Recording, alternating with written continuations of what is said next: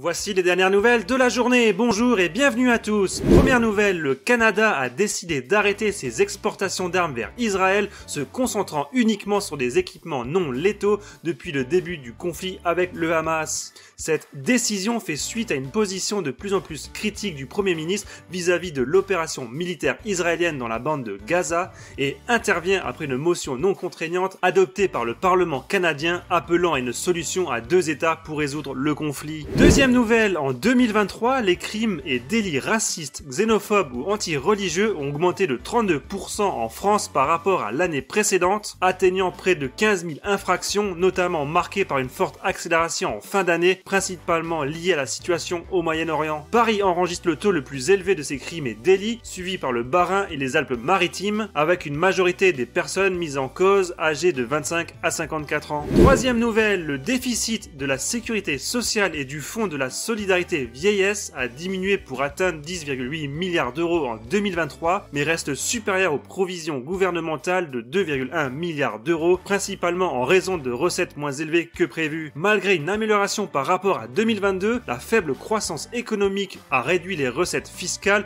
et la masse salariale, affectant les finances de la sécurité sociale. Quatrième nouvelle, en 2023, grâce à des moyens renforcés et à l'utilisation de l'intelligence artificielle, l'administration fiscale française a enregistré un record de recouvrement de 15,2 milliards d'euros dans sa lutte contre la fraude fiscale, tandis que des fraudes importantes ont également été détectées dans les prestations sociales, notamment liées à de fausses ordonnances médicales et des arrêts maladie vendus en ligne. Cinquième nouvelle, la Finlande reste en tête du classement mondial du bonheur pour la 7e année consécutive, suivie par le Danemark et l'Islande. La France se classe 27e, tandis que pour la première fois en plus de 10 ans, les États-Unis 23e et l'Allemagne 24e ne font plus partie des 20 nations les plus heureuses, avec le Costa Rica et le Koweït entrant dans le top 20 pour la première fois. Et enfin, dernière nouvelle, à partir de 2025, seuls Paris et Lyon imposeront des restrictions de circulation aux voitures critère 3, alors que Marseille et Rouen verront ces restrictions levées en raison de l'amélioration de la qualité de l'air. Cette décision découle de la diminution de la pollution atmosphérique au cours des dernières années, bien que des normes plus strictes soient envisagées à l'avenir, ce qui pourrait entraîner des conséquences sociales importantes, notamment pour plus de 1,5 million de véhicules en région parisienne et lyonnaise.